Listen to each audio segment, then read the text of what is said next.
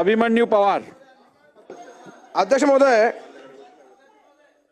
महोदय यांनी माननीय मंत्री महोदयांनी दिलेल्या उत्तरावर आम्ही समाधानी आहोत। ऐकून घ्या त्यांचं ऐका। अध्यक्ष महोदय, माझा विषय याच अनुषंगाने आहे की अवैध दारूच्या विषयामध्ये मी अध्यक्ष महोदय मागच्या सरकारमध्ये एक लक्षवेधी मांडली होती, आत्ताच्या काळामध्ये एक लक्षवेधी मांडली, 2 लक्षवेधी झाल्या आपल्या दालनामध्ये। 6 फेब्रुवारी 23ला, 23 जानेवारी 25ला, 14 जुलै 25ला 3 बैठका झाल्या अध्यक्ष महोदय।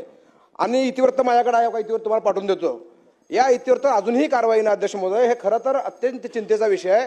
ग्रामीण भागातल्या प्रत्येक आमदाराचा हा विषय, माझा एकट्याचा नाही आहे, हा विषय सामाजिक आहे। हा विषय अध्यक्ष महोदय ग्रामीण भागातल्या आमदारांना विचारा, त्यांना रोज काय त्रास होतोय, कुठे गेलं तर आमच्या महिला भगिनी आमच्या दारूबद्दल विचारतात।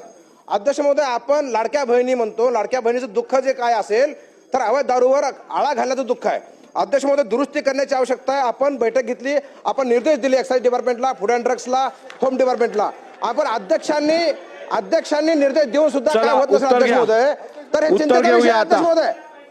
अध्यक्ष महोदय, आपण निर्देश दिलेले आहेत तरी काय होत नाही, हा चिंतेचा विषय अध्यक्ष महोदय, चिंतेचा विषय आहे। महोदय, पुन्हा सदस्यांना सांगतो, प्रत्येक गोष्टीत लाडकी बहीण आणू नका, लाडक्या बहिणीच्या विरोधात जाऊ नका, घरी बसावं लागेल।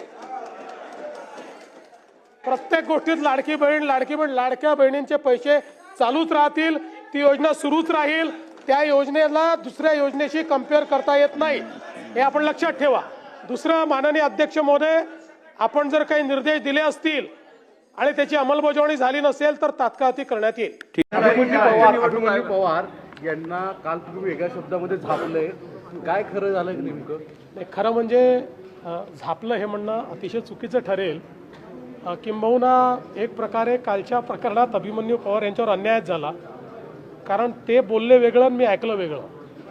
त्याच्यापूर्वी एका प्रकरणामध्ये कोणीतरी पुन्हा लाडकी बहीण योजनेवर प्रश्नचिन्ह उभं केलं होतं, म्हणून मी त्याच्यावर बोललो होतो।